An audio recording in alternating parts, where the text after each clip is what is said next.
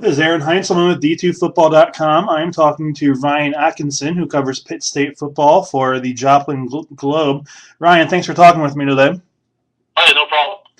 Let's get right into it. Pitt State football, coming off a 6-6 year where they finished their season with a big Mineral Water Bowl win. Is Coach Beck and company looking to improve off that this year, you think? Yeah, I think so. I think everybody's a lot more comfortable, or so it seems, in the second year with Beck as the head coach and Rampy as offensive coordinator. It seems you get the feeling that everybody's a little more comfortable and familiar with everything that's going on. I mean, we'll see how that translates on game day, but so far in the preseason, it seems like everybody knows what's expected and what they have to do. Now, one thing you can certainly expect when you're talking Pitt State football is a big running game.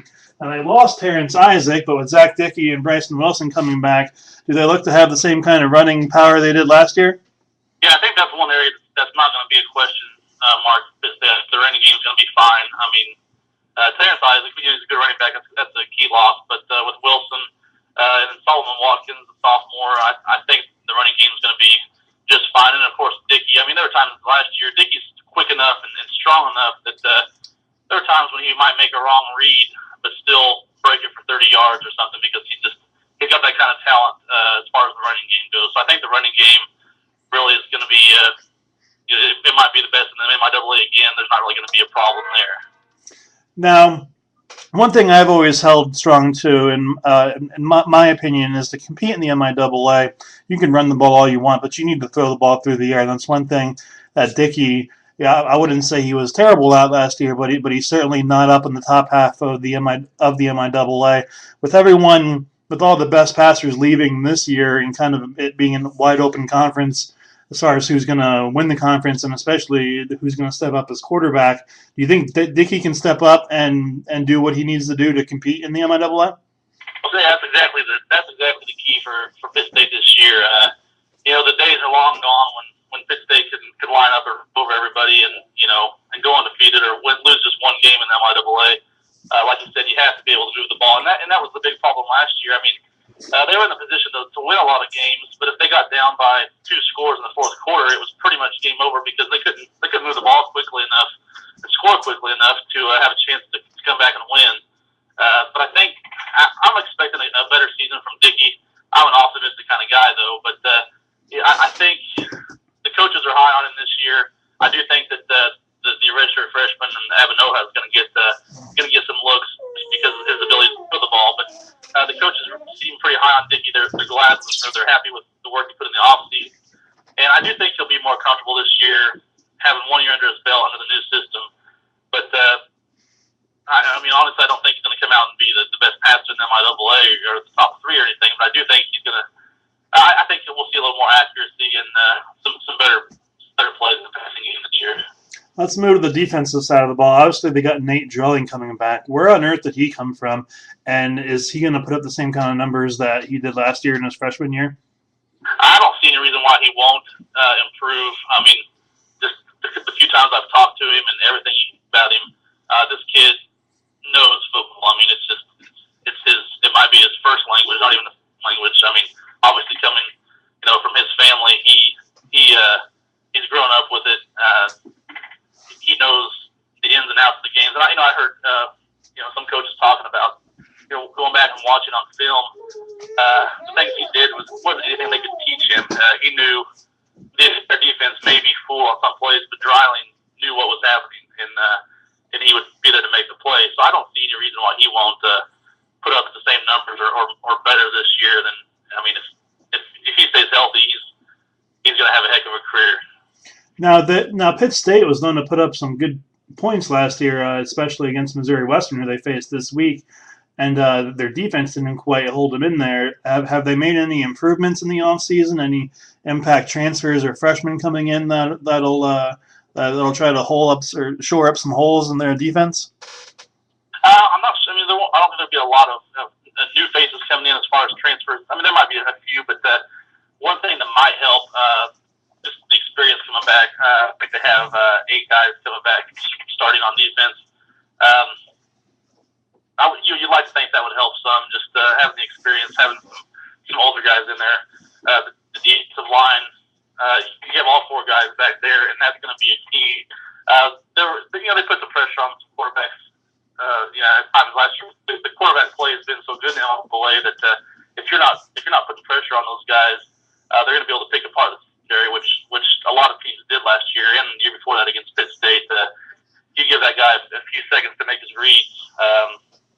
They've been able to really put up the passing numbers against the Gorillas. Now, you've got Dickey, you've got Wilson coming back. They're the obvious big names you're going to hear a lot of this season. Who are some guys on the offensive side of the ball that we're going to see tomorrow night versus Missouri Western and throughout the season make an impact that you might not be on top of that list of big-name players? I'm interested to see how a couple new wide receivers do. They look the Castaneda and Brown, two transfers. They looked really promising in the spring, especially the spring game.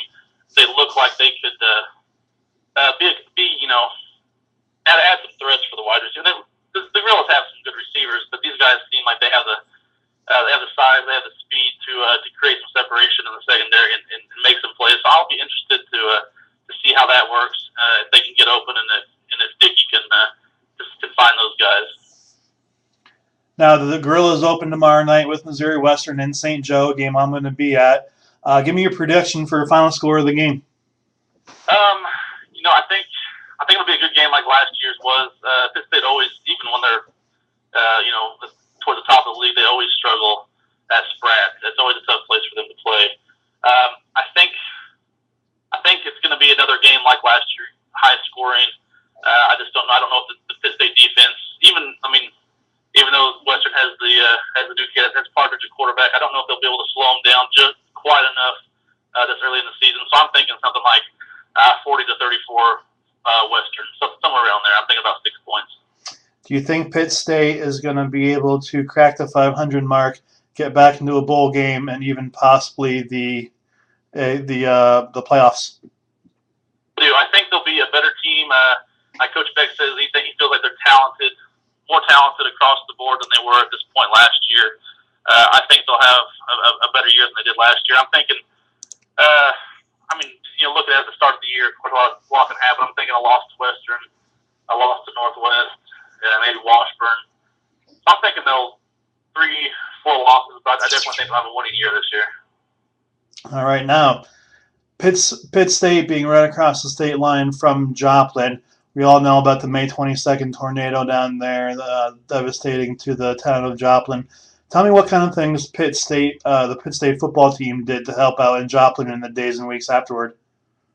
Well, I know Pitt State made their presence felt a lot over there. I mean, at the time living over there. I was renting a house that was hit, so I'm back over closer to Pittsburgh now with my parents. So I find a place. But I know Pitt State was, they did a lot of not just the football team, but all the athletic teams were over. I know they brought over a lot of beds one day from dorm rooms and stuff that were being replaced, and donated beds and mattresses for temporary housing and for people that needed those. And I think there were some donations made. So and there's a rivalry there with Pitt State and Missouri Southern. But as close as the two towns are, and when you live in Pittsburgh and you want to do some shopping, you're usually headed to Joplin, or you want to go out to eat or something.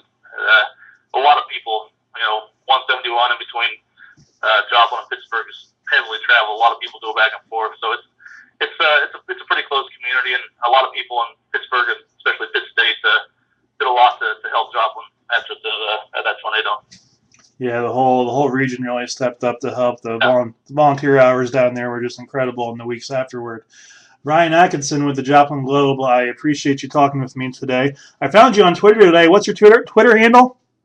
It's Ryan D. Atkinson. I had one for a Globe account last year too, but I'm just going to go with one this year. So you may hear some grumblings about the Kansas City Royals or something if you follow me on there. But once tomorrow night hits, there'll be a lot of NCAA football and high school football too on there. So. All right, that's twitter.com/Ryan D. Atkinson. Hit him up to get information from the Joplin Globe. Ryan, thanks again for talking with me, and will I see you tomorrow night in St. Joe? I won't be up there. We're a little short-handed right now. So with Jim Henry, our sports editor, headed to Warrensburg for Southern, I'm going to be I'll be in the office, but I'll be following online and writing the game story from the office while I'm doing the pages. So, but I'll be at all the home games for sure. All right. Well, maybe we'll cross paths this year, Ryan. Thanks again. I appreciate it. Thank you. All right. Bye-bye.